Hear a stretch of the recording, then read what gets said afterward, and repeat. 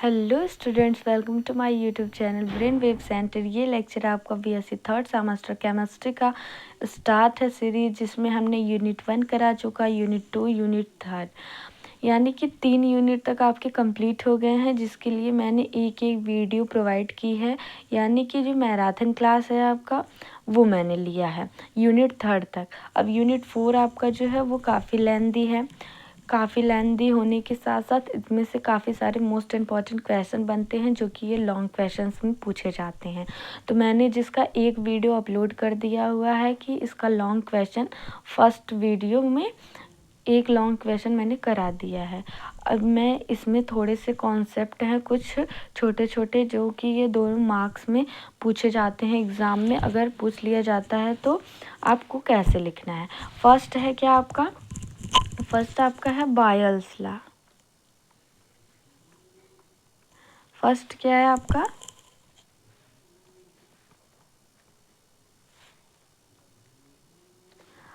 आप सभी लोग पढ़ते आ रहे होंगे कि बायल्स लॉ किसे कहते हैं, क्योंकि ये काफ़ी बार आपसे आ गया होगा बीएससी में और 12th में भी था। तो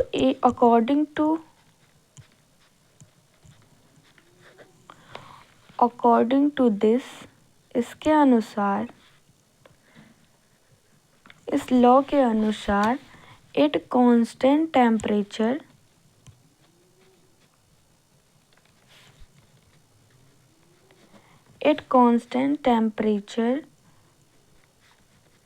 or the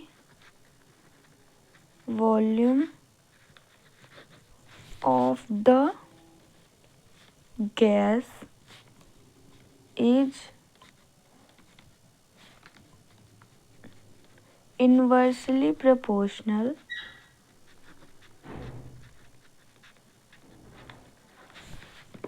to the pressure। यानी कि किसी भी कांस्टेंट टेम्परेचर पर क्या हो जाएगा, जो इसका वॉल्यूम है यानी कि V है, वो क्या हो जाएगा, इन्वर्सली प्रोपोर्शनल हो जाएगा देयर प्रेशर, इसके प्रेशर से। यानी V इन्वर्सली प्रोपोर्शनल 1/P, ये इसका फॉर्मूला हो जाएगा। यही क्या कहता है, बायल्स लॉ है।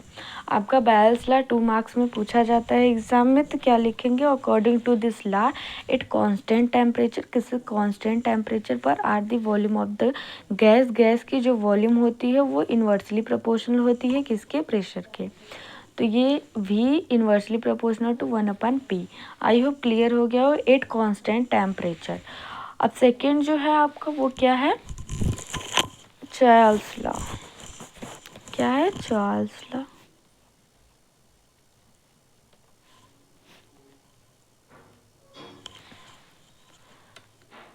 चार्ल्स लॉ है, तो चार्ल्स लॉ क्या कहता है कि at constant pressure the value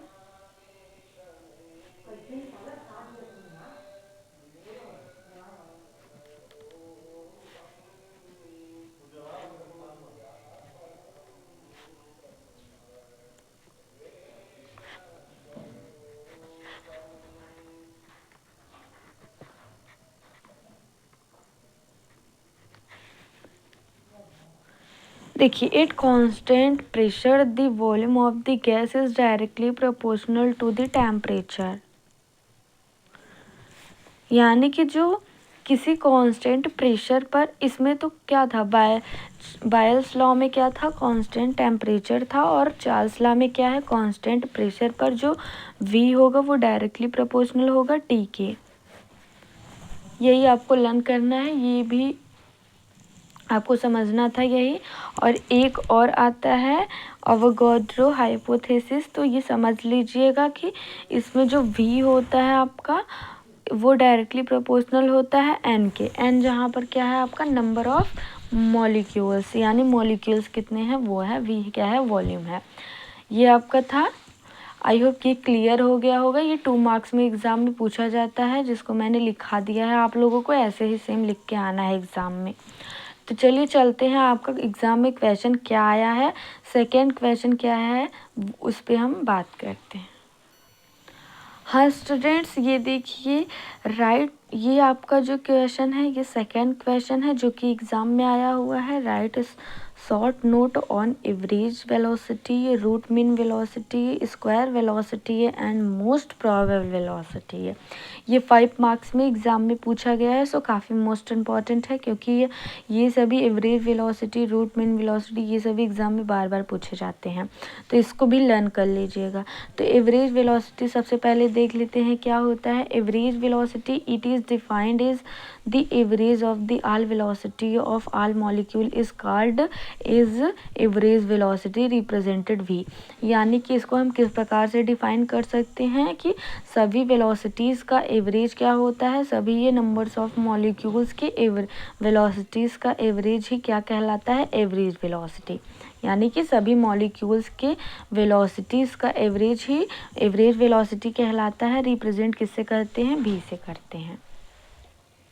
यहाँ से देखिए if u1, u2, u3 un are velocities of N molecule of the gas, then तब एवरेज वेलोसिटी है v is equal to u1 plus u2 plus u3 plus dots dots dots plus un upon n।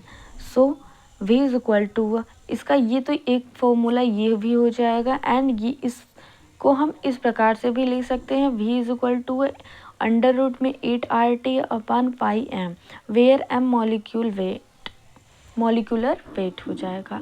m क्या हो जाएगा, molecular weight. ये आपका average velocity समाप्त होता है।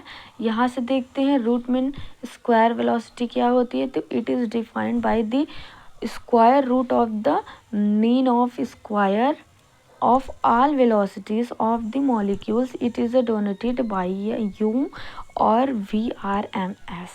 यानी कि जो इसका क्या होता है, मेन का स्क्वायर होता है, सभी वेलोसिटी के मेन का स्क्वायर रूट ही स्क्वायर रूट वेलोसिटी कहलाता है, जिसको हम u से प्रदर्शित करते हैं या VRM से एस से प्रदर्शित करते हैं। तो VRMS is equal to u1 का स्क्वायर प्लस u2 का स्क्वायर प्लस un का स्क्वायर क्या हो जाएगा, स्क्वायर रूट में हो जाएगा अपॉन n। सो आई होप क्लियर हो गया होगा। ये है आपका, अगर स्क्रीनशॉट लेना हो तो लेते जाइएगा आप सभी। देखिए इसको हम क्या लिख सकते हैं, VRMS is equal to under root 3RT upon m, जहाँ पर m क्या है, मॉलिक्यूलर वेट है। मोस्ट प्रोबेबल वेलोसिटी क्या होती है, it is defined by the velocity proceed by the maximum number of molecule of gas. देखिए यहाँ पर मैंने हिंदी में लिख दिया हुआ है, जिस भी स्टूडेंट्स हिंदी मीडियम से हैं, गैस के अधिकांश मॉलिक्यूल जो वेलोसिटीज़ रखते हैं उसे ही क्या कहते हैं, मोस्ट प्रोबेबल वेलोसिटी कहते हैं।